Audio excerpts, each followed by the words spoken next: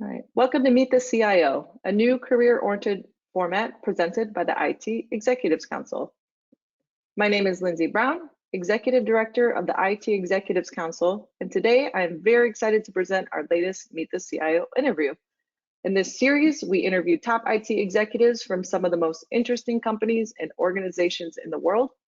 These interviews provide our members and subscribers with invaluable firsthand insights as they focus on career tips, advice, and ultimately the secrets to success. All right, with that, there is no better time to introduce our esteemed panelists, Mel Heckman. Mel Heckman is an accomplished IT and operations executive with nearly 30 years experience in ERP, IT infrastructure, custom development, and business intelligence across a wide range of industries, particularly manufacturing and distribution. Mel has developed a deep expertise in information technology, planning, architecture, and operations. And finally, he is one of our newest IT Executive Council Advisory Board members.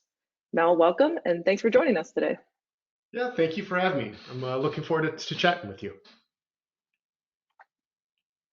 All right, so with that, let's get right to our Q&A session. And we'll start from the very beginning. What inspired you to pursue a career in information technology? Yeah, so interesting. It's funny that at an early age, I actually found myself very fascinated with technology, and I remember writing my first program on a Commodore 64, and that's if that doesn't age you, I don't know what ages you. Um, it was just a simple little program. I wrote a Pong program, but I was thrilled, right? And so that was it. I mean, that got me started with the notion of technology. So that being said, though, I never found myself to be like one of those hardcore computer jockeys. You think of like the traditional hardcore technical person. I was more of a user of technology than the guy that's you think of the stereotype and the glasses and he's pounding out code and blah blah blah. And so in college I found a perfect major. It's called Operations Management Information Systems, and it gave me a little taste of that, how to use technology for operations to improve business process. A couple of years later, working at a company called Ernst Young, I implemented my first ERP system, and then from that point on, I was hooked. So it is this notion of using technology to solve problems got me going, and I haven't looked back. Awesome, thanks for sharing that. All right, and then what are the roles and responsibilities of a CIO and how has that changed over time? Yeah, it, it's an interesting conversation to talk about how a CIO role has changed over time. If you think about, I guess the best way to frame it is to think in terms of people, process, and technology, right? So if you think about the technology, how has the technology changed? If you think about 20 years ago or so, there was this notion of there was a lot more hand holding. So you didn't really have this cloud solution, or you didn't have the ability to have Office 365 download automatically and refresh automatically. And so the job of the CIO back then was more of this hand holding process of dealing with true infrastructure level issues. Um, Today, the CIO is far more strategic in technology because there's just no shortage of hardware. There's no shortage of software solutions out there that are relatively easy to implement. Today, it's more about should you implement it, right? And if you start thinking about people, how has the people aspect changed? In the past, you would bring in people to solve your technical problems, a certain skill set, whether it was someone to deal with the desktops, or someone to deal with the service desk, or someone to help with the back office systems, etc. Today, the model is much more hybrid. So it's for most companies, it's almost impossible to build a true career path for a technician in a given company, unless that company is technically based. And so you find yourself in this model where you make sense to outsource a lot of functions. But that being said, the trick is outsourcing is much harder. So the CIO really needs to take a step back, look at the needs of the business, what roles are strategic, what roles are just more get it done, and then staff appropriately. And then if you take that just one step further in people, people these days don't stay at jobs very long. So the complexity that you have as a CIO is you need to build business continuity. So you need to think not in terms of what roles should I bring on in a certain position, knowing that that is not necessarily going to be a long-term career path for that person. They'll probably leave, but how do I have business continuity? And then let's say I talk about people, process, and then people, technology, people, and process. If you think about process, the process has changed a lot. So in the past, there was a lot of different systems, but the ability to integrate them was more complicated. And so you spend a lot of time just talking about, you know, how you should, what should, how do you deal with semi-integrated systems? Today, the model is totally different. You can pretty much integrate anything. The question isn't whether you can integrate. The question is, should you integrate? And it gets more into this notion of having interconnected systems and the ability to maintain those complicated systems. So a CIO has to be very strategic and say, what should I interconnect and what shouldn't I? Because what happens is over time, you have too many interconnections. You have this hopelessly complex series of things that can go wrong. Like think of like a bunch of moving parts.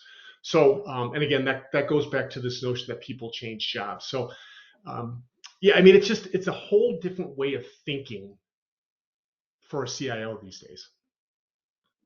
Yeah, and that's great firsthand experience, and we're monitoring some of these changes in roles and responsibilities in some of our studies we're conducting. One of them being a changing roles and responsibilities of the CIO, right? So it's Yeah. interesting you mentioned outsourcing and talent in particular because those continue to rank as some of the top ones in 2023 and beyond. Yeah, I can tell you that it is so hard to build a career path for people these days. And and then there's just the mentality is that people want to move up quickly, which is great. Like you want people that are like that, but what people are finding is that in order to move up quickly, they have to change jobs, which is for a CIO is kind of like a nightmare, right? Because you don't want to lose these good people. So you have to think about business continuity at all times when you're trying to build an organization. Yeah, yeah, certainly.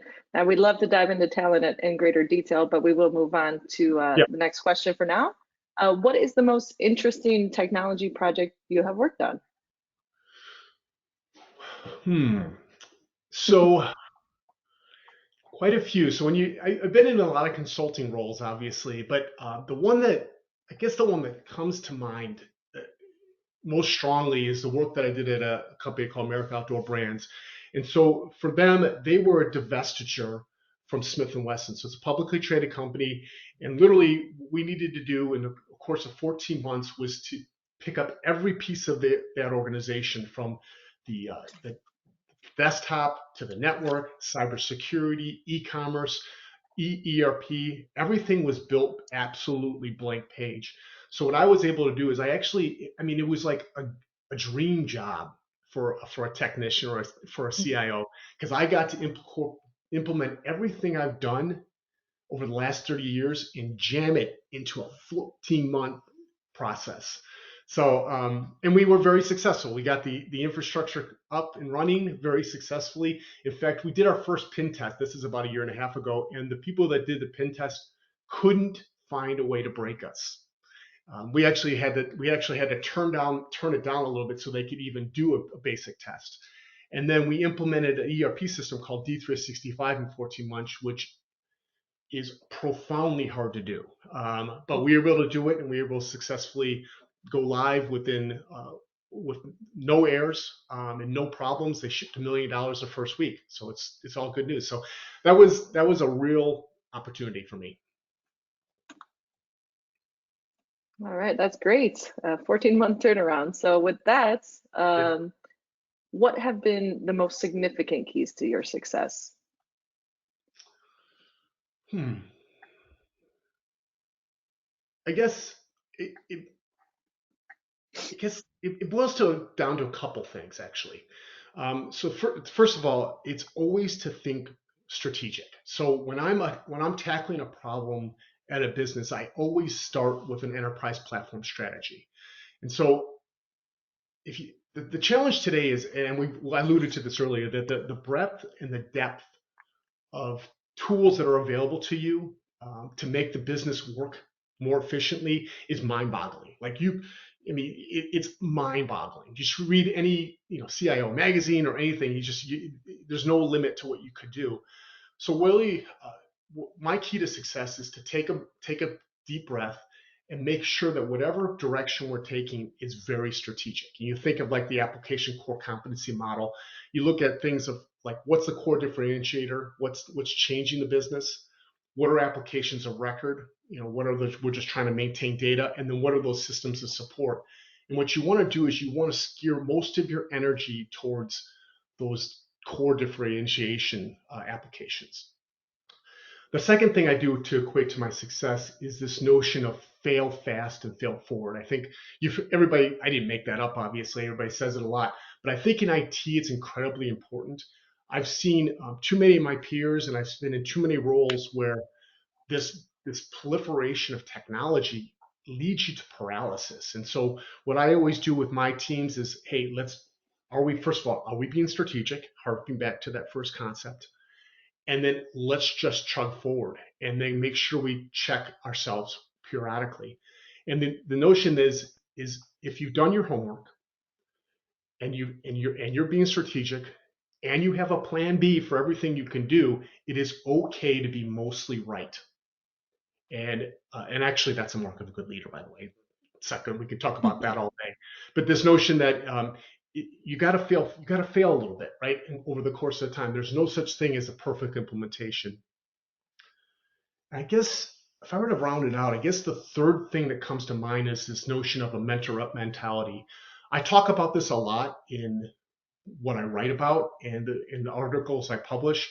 What I try to do with my team and also how I try to encourage those that I report to do the same is this notion of always make sure that everything that I'm doing, I share that knowledge with somebody else.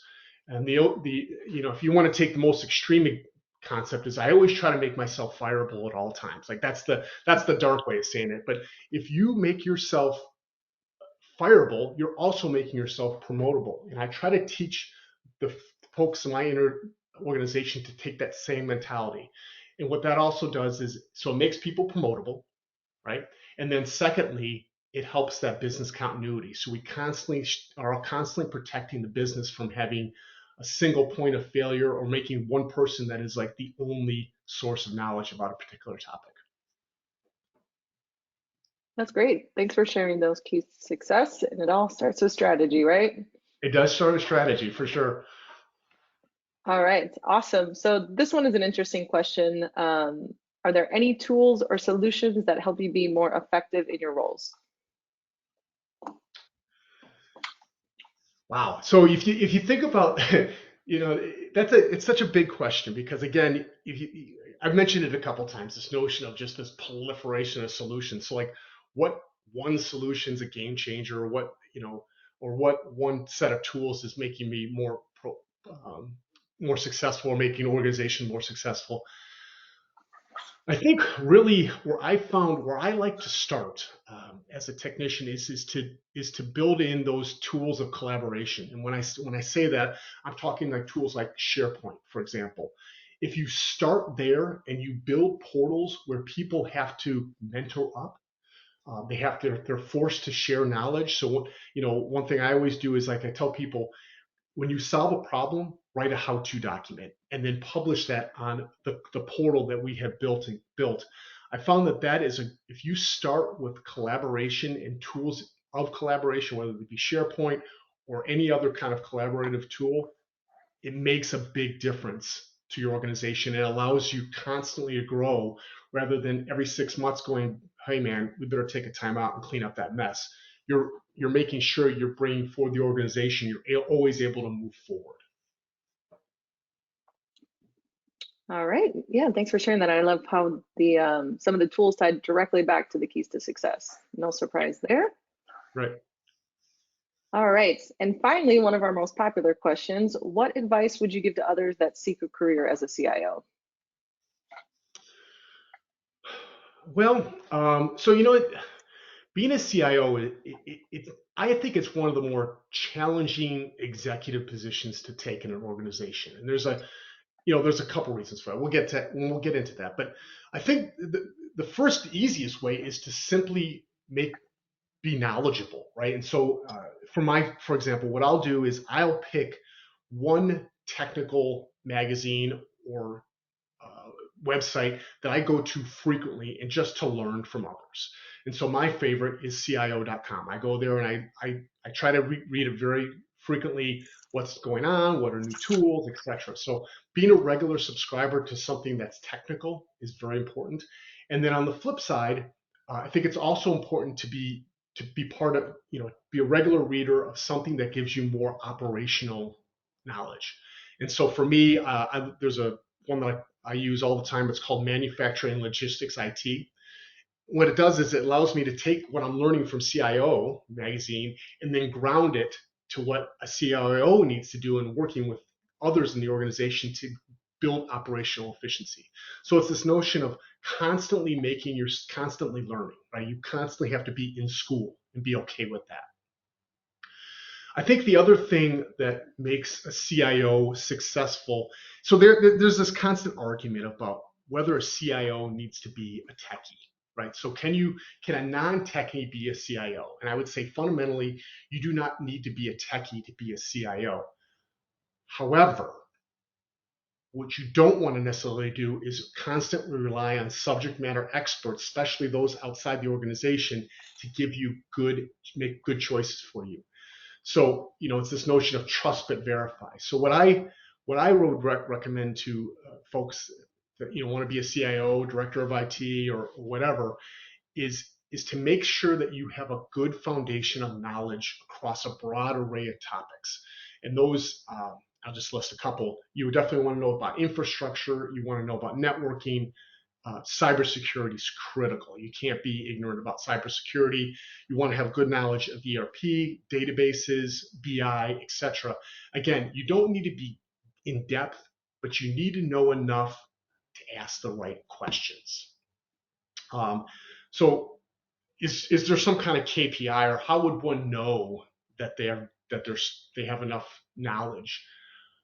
I would say, first of all, I think if you have a good baseline of knowledge in situations, questions should just come to you. You shouldn't have to be, let's say you're talking to a company about cybersecurity, you shouldn't have to think really hard about what you're going to ask. They should just come to you. That would be a good measure of that you have a good baseline of knowledge. The second thing I would say to that, though, is the second that you think that you've got this or you're knowledgeable enough, you probably should go hit the books, because there's no such thing as reaching a comfort level in technology, and that's just part of the job, right? You have to love technology. You have to love to learn constantly. All right, love that advice. Truly actionable tips, including some great publications to check out. So thanks for sharing those. Yeah. All right. Well, Mel, thanks so much for your time today, and thank you for sharing these insights with our attendees. For any of our attendees, if you found today's session valuable, please be sure to visit our website to see a list of upcoming interviews. And if you are interested in participating, feel free to visit the URL on the screen, itexecutivescouncil.org/meetthecio to submit your application. All right, with that, thanks again for your time and great success to you, Mel, and all of our attendees in 2023 and beyond. Great. Thank you for your time. This was really fun. I appreciate it. Take care. Great. Have a good one.